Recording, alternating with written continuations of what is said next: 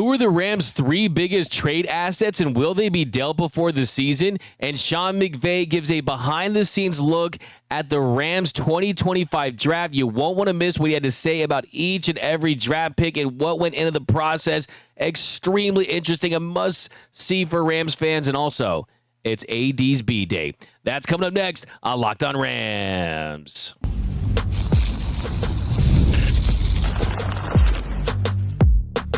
You are Locked On Rams, your daily Los Angeles Rams podcast. Part of the Locked On Podcast Network, your team every day. What is up, and welcome to another episode of Locked On Rams, your daily podcast covering your Los Angeles Rams. Free and available wherever you get your podcasts. Locked On Rams, part of the Locked On Podcast Network, your team every day. We're also available over on YouTube, trying to get to 18,000 subscribers. So if you're new to the channel, if you're listening on the pod, go check out the video version. Hit the subscribe button, hit the notification bell. And if you really want to support the channel, hit the like button. My name is Doug McCain. Friends call me D-Mac. You can follow me on X and Instagram at DMac_LA. I've been covering LA sports for over a decade. 24/7 Sports, Bleacher Report, SI, Chat Sports, Dodgers Nation. I also do NFL radio for Westwood One. Today I'm flying solo, the People's Champ. He'll be back next week, but we've got a jam-packed show. We are talking trade assets for the Rams, according to a publication, a website. Also, I can't wait to get into this. There was a great episode of Behind the Grind, the Rams official show, and Sean McVay gave all these awesome quotes about the draft process, the guy they picked up, and Ferguson and Hunter. It was a great, great episode. We're going to break it down because there's a lot of exclusive quotes from that one. They kind of give you an insight as to what the Rams process was like and how it all went down. Also, it's AD's B-Day. But first, today's episode is brought to you by FanDuel. Right now, new customers can get $200 in bonus bets when your first $5 bet wins. Okay, so we'll get to the behind the grind, but I definitely wanted to start with the trade assets that were dropped by Bleacher Report. So Bleacher Report, they dropped 3 trade assets, the 3 most valuable trade assets for the 2025 Rams for each team. And these are guys that could actually realistically be dealt. And they had some interesting names. Want to react to it. And the first name that was on there was tight end Tyler Higbee. And yes, Tyler Higbee most likely is going to be his last year as a Ram. And he has dealt with injuries, coming off a catastrophic knee injury that he suffered against the Lions in the playoffs a couple of years ago. And this is the final year of his deal. And he could be an obvious trade candidate if you feel like Terrence Ferguson is going to be a rookie that could have an impact that you trust. As a blocker would be a big question for me, but could you live with the lack of blocking and that aspect of the position if he's additive in another area, and that is being a flex tight end, down the seam, moving the chains, yards after catch, being dynamic as a threat, because this is a Rams team that was interested in Dalton Kincaid and Brock Bowers. So clearly they've had it in their minds to have a scheme, whether it be 12 personnel, whether it be other ways to get tight ends involved in different ways. So I think that could be a possibility. I wouldn't say it's likely, but you could see how it could make sense if Ferguson was as good as they thought he was going to be, as if he's as advertised, if he is the guy that there have been many reports, and I've talked to people as well that say, hey, they were willing to take him at 26. That's how highly they thought of him, and clearly the big pick was for a tight end. I told you that all offseason. There was a reason why I was linking them with Colston Loveland back in January, because you knew they wanted a tight end. They got their tight end. So will that mean Higbee is somewhere else when the season starts? We don't know, because they still have Colby Parkinson as well. And you still have guys in your organization that you feel, I mean, Davis Allen is someone that he has big catch radius.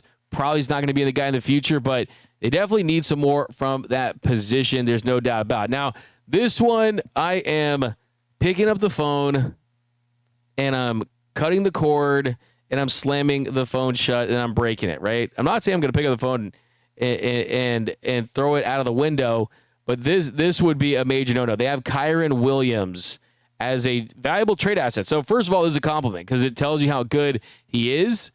And Kyren Williams last year, 1,299 yards, 14 touchdowns. And we know what he brings. But the thing with Kyren is the fact that he is on the last year of his rookie deal. And with that, and by approaching the end of your rookie deal, you want an extension. And if the Rams don't think they're going to get one done, or they don't want to let him play this out and renegotiate after the season, then maybe they would look to move him. But why would they do that when Les Sneed has already said that they're looking to form a long-term partnership? And it is really interesting because, I mean, does Kyren Williams want to play this year out as a guy that's betting on himself to go and maybe explore a running back market that is better as far as how teams view running backs in 2025 and 26 than they did a couple seasons ago, with running backs having major impacts like Saquon Barkley, and guys are starting to get paid more than they were. I mean, you look at how wild this is. I think that Kyren Williams hasn't kind of gotten the respect as a elite running back just because he's not as explosive as some of the other guys you see around the league. But he's just the 9th running back since 2000 to have multiple 1,000-yard seasons with 10-plus touchdowns before hitting the age of 25. And the last 8 guys to accomplish that feat, 1,000-yard seasons, 10-plus touchdowns, those guys signed major contracts. You look at the other guys on that list. Josh Jacobs, Raiders, they declined his 5th-year option. He got tagged with a 1-year, $12 million deal, signed a 4-year, $40 million deal with Green Bay. That's through 2027. Jonathan Taylor signed a 3-year, $42 million deal with the Colts. There was a lot of drama with that. I mean, there was even talk that maybe the Rams pursued Jonathan Taylor at one point. Ezekiel Elliott, he held out.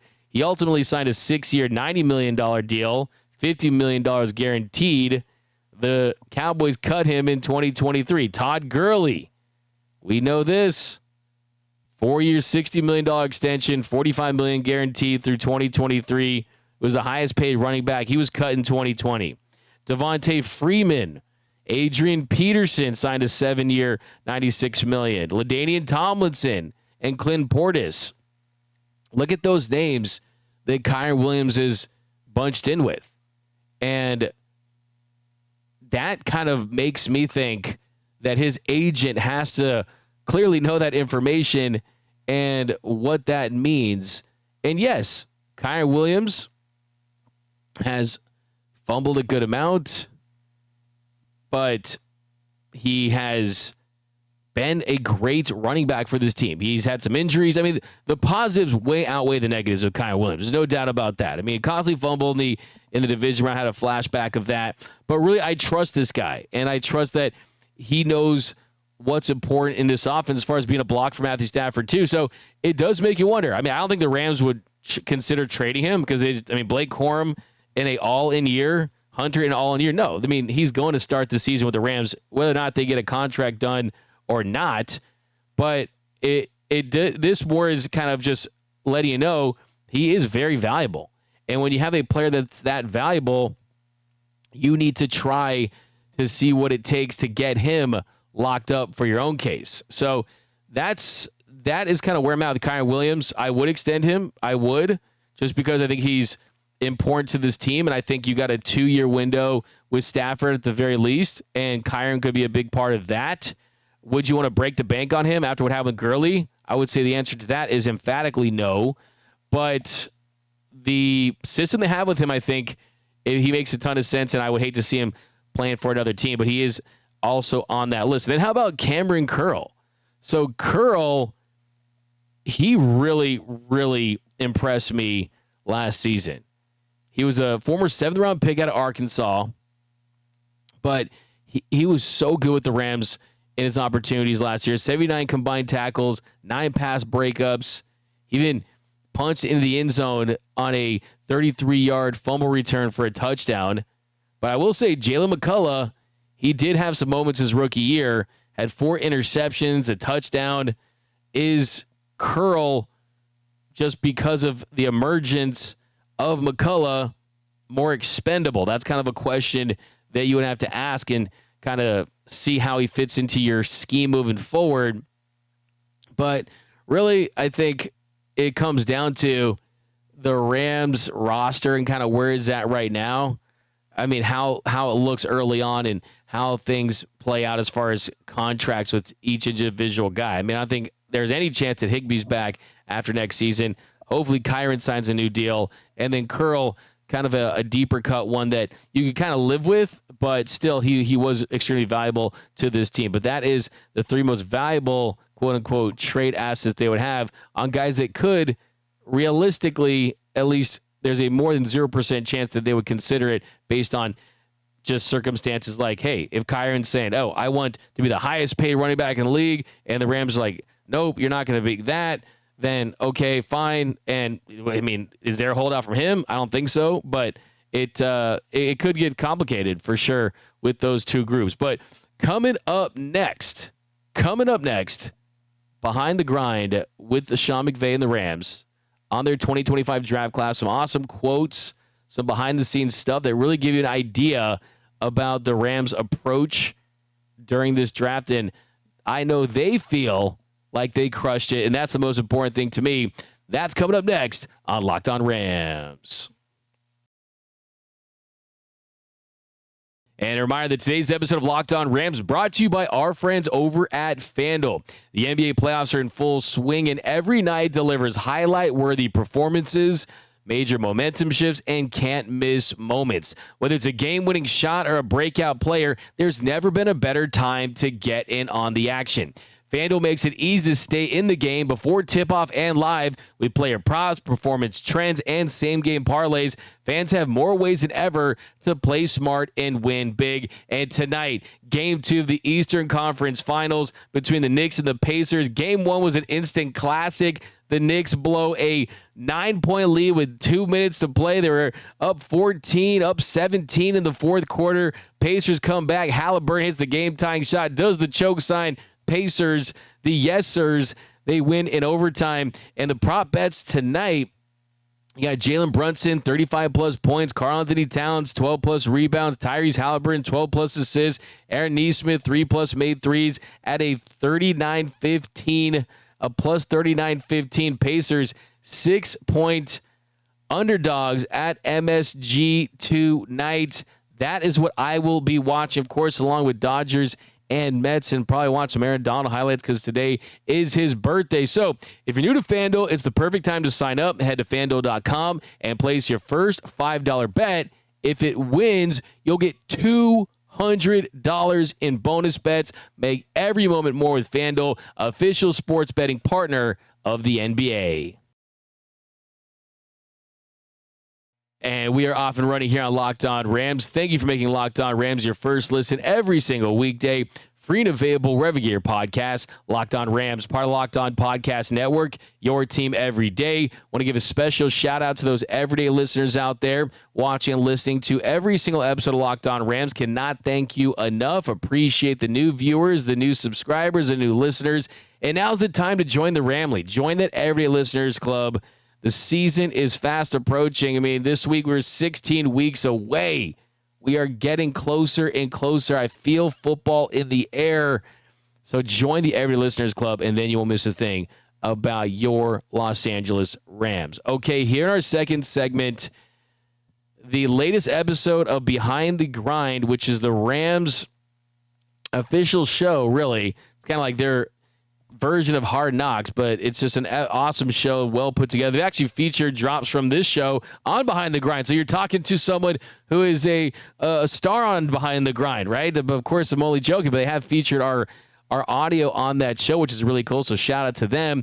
Well, they did an episode that was all about their draft class. And just want to read some of these quotes from McVay and Les Sneed about each of the draft picks. So let's start with tight end Terrence Ferguson, who the Rams picked with the 46th overall pick in the second round. And clearly, the Rams were all in on Ferguson. And McVay said, let's just say it's Ferguson. We get him. And he's talking about the beginning of round 2. And then Sneed, he said, I can actually say if I was ever confident in taking a risk, knowing you'd be pissed losing the player, this is as confident as I've ever been. So McVay, clearly he sees a lot in Ferguson. They've watched his tape again. And I think it's a feel thing too. And McVay would also say about Ferguson, we have too much conviction, right? No doubt. You know how I feel from the first effing time we put this guy on. There was a vision. So it feels like it was love at first sight for McVay and Ferguson. And then McVay said, a little 12 personnel now, Tony. And, of course, that is what is most likely to be the case because you're going to have a 2 tight end set and some 12 personnel. And McVay sounded like he's all in on that. So a couple big takeaways from his comments on Ferguson was they fell in love with him early. They're going to go 12 personnel, and they think that he is someone that they would have regretted not picking up, and they found a way to get him while also trading out of the first round. So it's almost like they got their first-round pick while also adding a first-round pick by trading that with the Falcons, who ended up taking Pierce. So they got a first-round pick and their guy. So that definitely, depending on if he works out as a player, is going to bode very well for this team moving forward because you can use that first-round pick to trade up next year if you're looking for that quarterback, wink, wink, Arch Manning, or if you want to trade for a missing piece of the deadline. Hey, first-round picks, it's great capital to have if you want to get a deal done. And then they talked about Josiah Stewart, outside linebacker out of Michigan, round 3, pick number 90. And Sneed loved his tape. I mean, that kind of was the big takeaway there. Sneed said, I love the way Stewart plays. McVay said, you've always loved him. And McVay and Sneed, they were clearly in lockstep about it. They liked the violence, the way that he attacked, how disruptive he was on tape. And McVay said, I had a lot of love for him right when I put eyes on him. This is a good pick. This is a good pick, man. There was a couple guys that stood out that add to the effing violence of our front, and he was one of them. You had a lot of love for him, and I second that. If you said a couple of weeks ago that we'd pull off Ferguson and this guy, we'd feel really good about that. And then McVay, he said to Les Sneed, this is like Fisk in verse. This guy transferred up, overachiever. That's right, Les. So, yeah, I mean, that is what happened with Josiah Stewart. I mean, a similar situation in kind of his journey and the way that his career has panned out. I mean, this is a guy that wasn't always at a elite blue blood level program like Michigan and like Fisk and Jared Verse ended up at Florida State. You got Josiah Stewart, who was at Coastal Carolina for a couple of years and ended up at Michigan and then turns himself into a third-round pick. So I think that helps. I like when guys kind of have that chip on their shoulder and they kind of know what it was like at a smaller school and then it was like at a bigger school. And I think that kind of becomes a part of their DNA. So I do like that about them, and I like that about him too, as does Sean McVay. So I like hearing that. And then Jarquez Hunter, running back out of Auburn. The Rams picked him up in the 4th round. Pick number 117. And there was a lot of talk during the draft that Hunter was the Rams' top offensive target there on day 3. And clearly, whoever was reporting that was doing some good reporting because the Rams were all in on Hunter. McVay said, all things stay the same, Hunter, right? Sneed said, I'm a huge Auburn fan. We talked about an explosive back. I'm a huge fan of Hunter. Favorite running back. McVay said, there's no question that's who I want. And the Rams, they end up trading up to get Hunter. And McVay and Sneed, clearly, they were over the moon with the fact they were able to do just that. McVay said, don't overthink it. That's what we wanted. That's one we wanted. That's a good one. So they didn't think that probably would be able to do that because that was their top player for the day 3, and they were still able to get their guy. McVay said, I didn't think we'd be able to get him today unless we did that. I didn't think we'd be able to get him that was my top player for today. So, think about this. If this is really true, and I think that it is, they really nailed it based on the research, the process heading into it. There's a world where, we didn't get our guy in Ferguson, we got another tight end. We didn't get a guy in Hunter, we got another running back. But clearly they got the guys that they wanted, especially the top picks that they had. And they also got some gritty guys they liked as well. Then round 5, number 148, defensive lineman Ty Hamilton out of Ohio State. They made some comments about him. McVay said, that's good right there, said a bunch of times. And for this one, they gave the 195th pick in the 2026 fourth round to go 47 spots for him.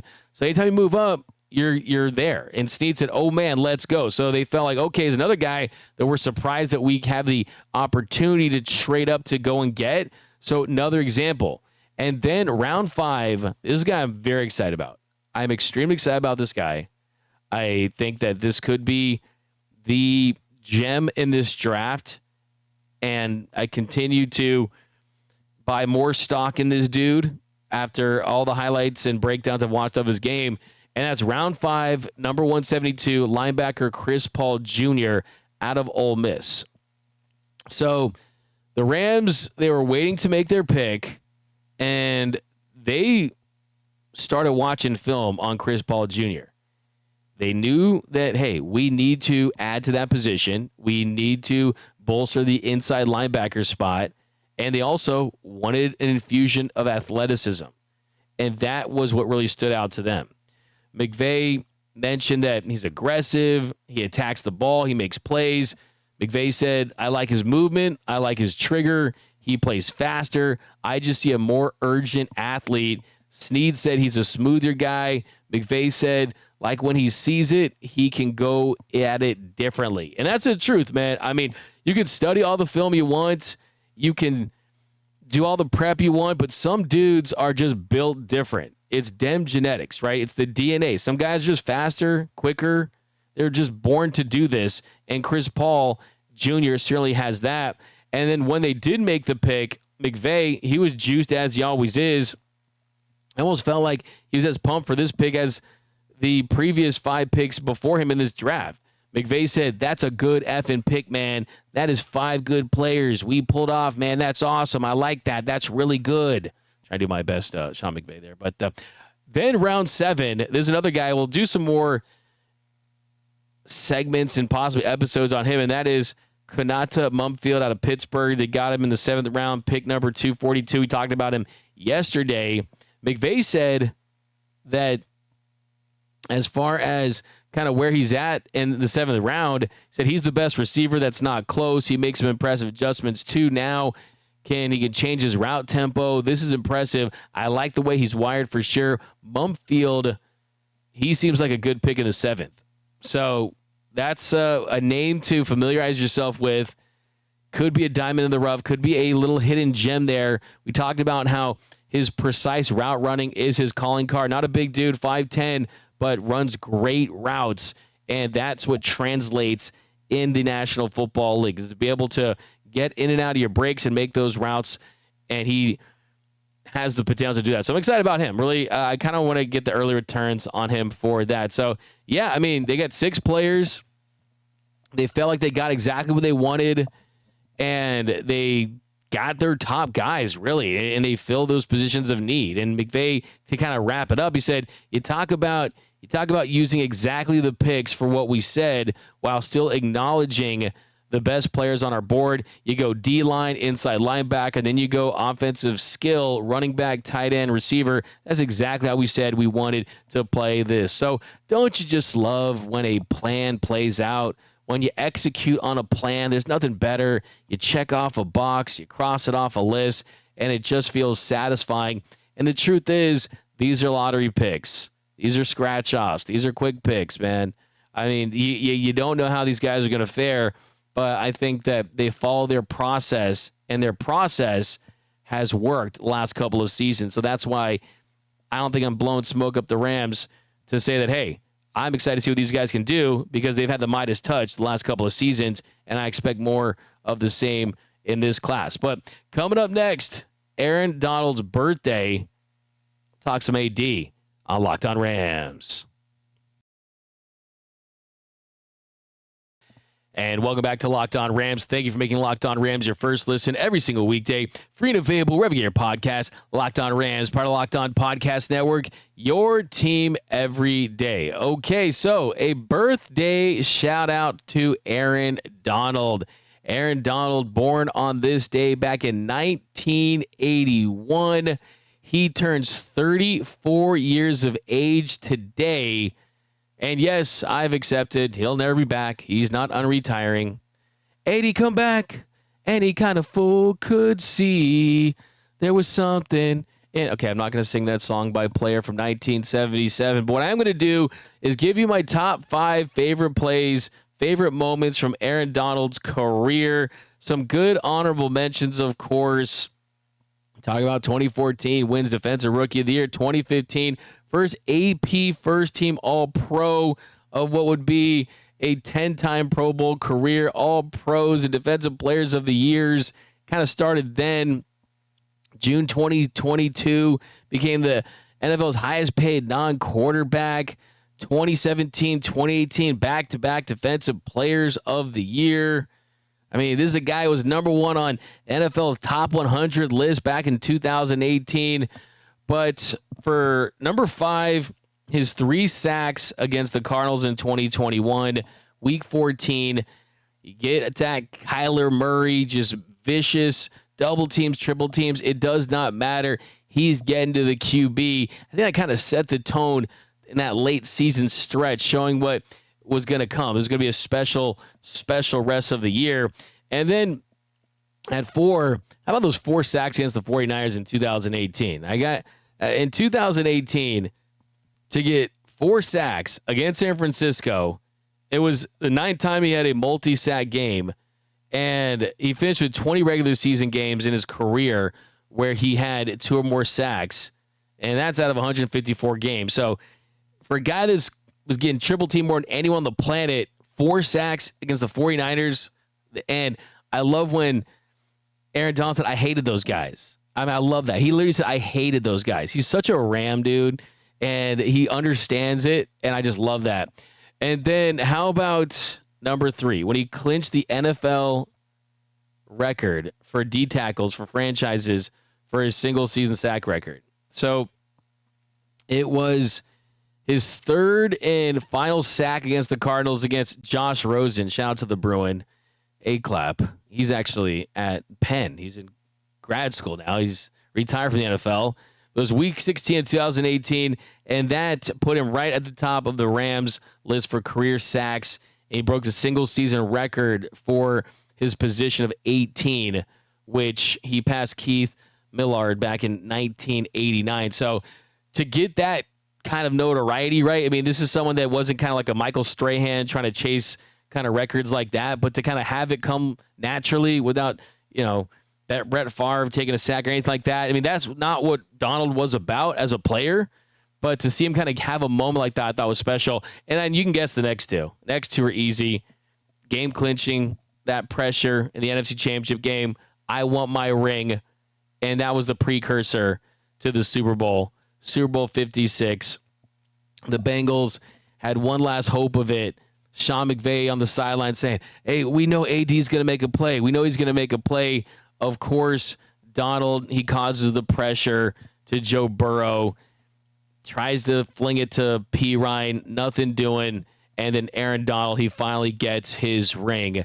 And he cemented himself, I think, with that moment as sitting at that table that does not have a lot of chairs, as being one of not just the best defensive players in football, but one of the best football players ever. He's on that short list. He truly is there with the Bradys and the Rices, I mean, the Mosses, the Reggie Whites, Barry Sanders. I mean, that very close-knit group where it's, okay, we're the best to ever do it. Lawrence Taylor's, Deion Sanders's. I mean, we're talking about the best in the game, and he clearly doesn't take a backseat. He played his position at as high of a level as those guys did at his very peak.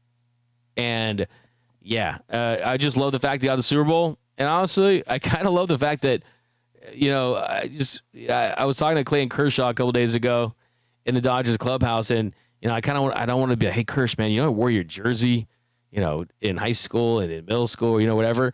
But there's something to be said about not seeing these legends kind of at the end of their career when their prime is long since past them. So I kind of appreciate that. I wouldn't change it for Kersh. I wouldn't, because I want to see him get to 3,000 strikeouts.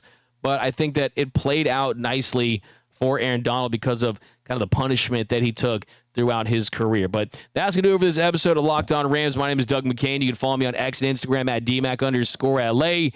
Have a great Memorial Day weekend. Look, I'm going to still do a show, so look out for that episode.